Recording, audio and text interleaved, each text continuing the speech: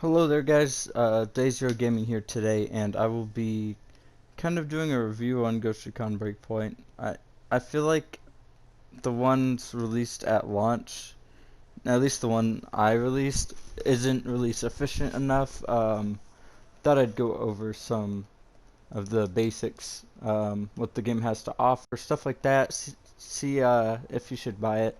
I know there's a lot of negative reviews out there that's mostly due to back when it launched, there was microtransactions in the game or something like that. The ones currently in the game are not bad at all. Like if I scroll over to them right now, um, it's like any game you've ever played. There's certain items that you can buy. There's certain boost packs you can buy to enhance progression, but none of it's needed. Most of it's optional. Because it'll say 18 assault rifles, and you'll be like, oh my god, there's 18 assault rifles locked behind this. And then you'll click it, and then it's like just variants of the weapon that's in the game, but it's just a different color. Like the Mark 17 Wolves and the 416 Shorty Brown. Neither of those are in the game. The 416 Shorty is, the MK17 Assault is, but they are not available in those colors, so it's a unique cosmetic. Now the A2, and it even says you can obtain this item in game on them, because you can obtain the MK17 Assault in game. That's pretty good advertising.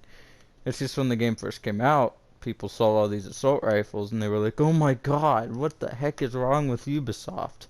18 assault rifles locked behind purchase? That's ridiculous. But now that it's same thing with all these attachments, you can get all these in the game. Every single one.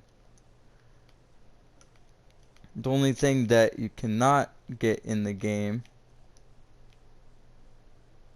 would be um, different colors of items and stuff like that. Vehicles. Like 11 cars locked behind buying? What the heck? But the CV1 Desert Mark II, it's available.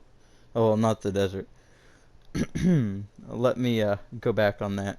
The CV1 Mark II is available in game, but the Desert variant might not be. The Flare Flash, it's not in the game, but the Flare is, and its stats are the same. It's just for early unlock. Like, say you don't have enough money in game to go and get the LC4 Coercion, and you want a vehicle with a turret on top, you can pay real money and just get it instantly, and you'll have a different color than everyone else later in the game. I mean, it's still unique. So that's just the thought behind that. The only thing that is different is the actual body gear and stuff like that. Like none of this is available in the game. This you'd have to actually pay for. But that's kind of common in games these days. Like these pants and just, and there's some items you might want, but there's so many cosmetics in the game already that it's like you really don't need any of this at all. We'll go back into my game real quick and I'll show you the cosmetics available to you. So obviously your character model and everything like that, but head protection, that's how many head protection options there are. Chest pieces, that's how many chest pieces there are. Gloves, pants, shoes. So, and then headsets, glasses, backpacks, face masks, tops, oh well, tops, patches, night vision goggles, knives, basically all of that, right? And then weapons, you have plenty of weapons. You don't need to go buying a weapon off the shop. Like the weapons on the shop are probably worse than the ones I got. Like these are all my weapons. Literally, I'm sitting with like 394 load weight right now. Like that's ridiculous. Okay, so obviously you guys can tell that that's not a problem. PvP, then in the next update they'll be fixing it, so it'll be fixed with the when the Terminator event drops, which will add even more content in the game that I'm not currently covering. Um, PvP at the moment is broken due to some unfair exploits with weapon damage and stuff like that, but it is known about it is being fixed. It's still fun to hop in there because people get called out on it too often. Most people don't run the glitch anymore, but it was a hot topic for a little bit. Um, some so that's one thing. If you're a PvP player and you don't want to get one tapped, you might um, wait on it, just or maybe run through the story first. Wait for this update to come out and then run PvP. You know, get some of the single player stuff in. The raid is out and it is can run through the raid in like 30 minutes, but normally it's like a 8-hour run, 6-hour run. Just depends on the group. I've ran it in under an hour. I mean, it's possible for people that like raiding and stuff like that. There's definitely plenty of raiders to raid with out there. You just have to be able to find a group like every other game. So, um, there's raid specific cosmetics, there's raid specific weapons. The RNG on them is not too bad, like it's like a 25-50% drop rate, so that shouldn't be an issue. The only issue with the raid is that DMR glitch, but it should be patched soon, so that's pretty good. Um, the raid, I'd rate on a raid scale, like obviously it's not like World of Warcraft or something like that, but compared to the Division raid, its mechanics are pretty well built. Um, it has mechanics, like you can't do this without doing that.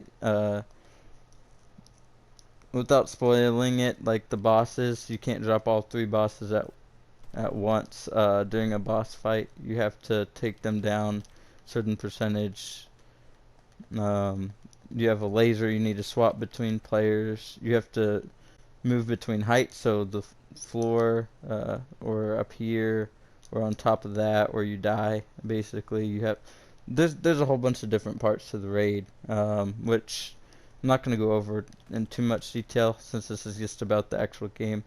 So moving on to the actual story, it's pretty good. If you're running the story solo, it's a little bit better because you can pause your game and it'll actually pause. Like if I'm running around and I just pause my game, I mean you're good. If you're with other players, it won't pause like that.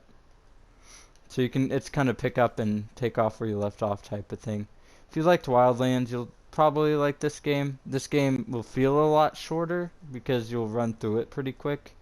It's not due to the game being shorter, it's just due to the fact that you can progress quicker. The missions are pretty much around the same length, but it just takes less time due to the speed of the vehicles, the speed of the actual combat, as the AI is not hiding. If you're more of a stealth player, uh, stealth is definitely an option. The only thing is there's drones in this game, so if you shoot someone and the drone sees it, then they're gonna get alerted. The whole base is gonna get alerted from that. So maybe you'll have to find some trickier ways to take down the base without letting the drones see anything. And it's not at every base, it's just certain bases that are meant to not be able to be fully stealthed, I guess, that type of thing. So, basically, I'd rate this game, out of all the games I've played, probably a 7 out of 10.